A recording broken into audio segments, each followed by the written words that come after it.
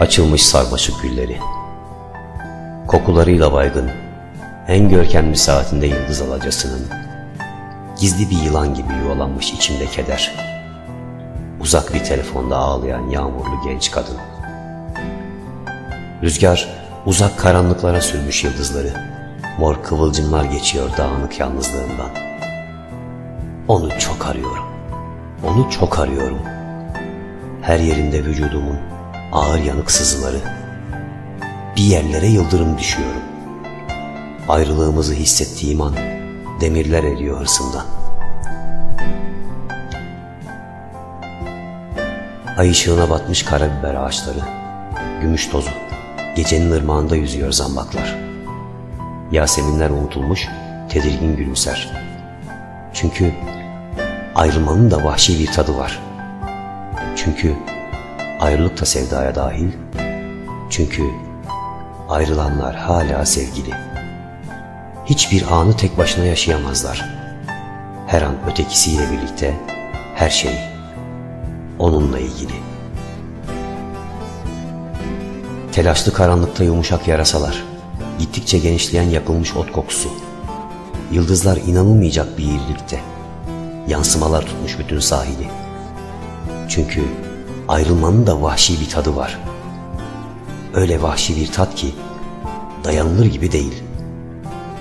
Çünkü ayrılık da sevdaya dahil. Çünkü ayrılanlar hala sevgili. Yalnızlık, hızla alçalan bulutlar, karanlık bir ağırlık. Hava ağır, toprak ağır, yaprak ağır. Su tozları yağıyor üstümüze. Özgürlüğümüz yoksa yalnızlığımız mıdır? Eflatuna çalar puslu lacivert. Bir sis kuşattı ormanı, karanlık çöktü denize. Yalnızlık çakmak taşı gibi sert, elmas gibi keskin. Ne yanına dönsen bir yerin kesilir, fena kan kaybedersin. Kapını bir çalan olmadı mı hele, elini bir tutan, bilekleri bembeyaz kuğu boynu, parmakları uzun ve ince, sımsıcak bakışları suç ortağı, kaçamak gülüşleri gizlice. Yalnızların en büyük sorunu, tek başına özgürlük ne işe yarayacak? Bir türlü çözemedikleri bu. Ölü bir gezegenin soğuk tenhalığına benzemesin diye, özgürlük mutlaka paylaşılacak. Suç ortağı bir sevgiliyle. Sanmıştık ki ikimiz, yeryüzünde ancak birbirimiz için varız.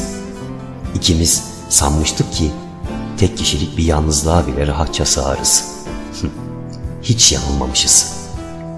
Her an düşüp düşüp kristal bir bardak gibi, tuz parça kırılsak da, hala içimizde o yanardağ ağzı, hala kıpkızıl gülümseyen, sanki ateşten bir tebessüm, zehir zemberek aşkımız.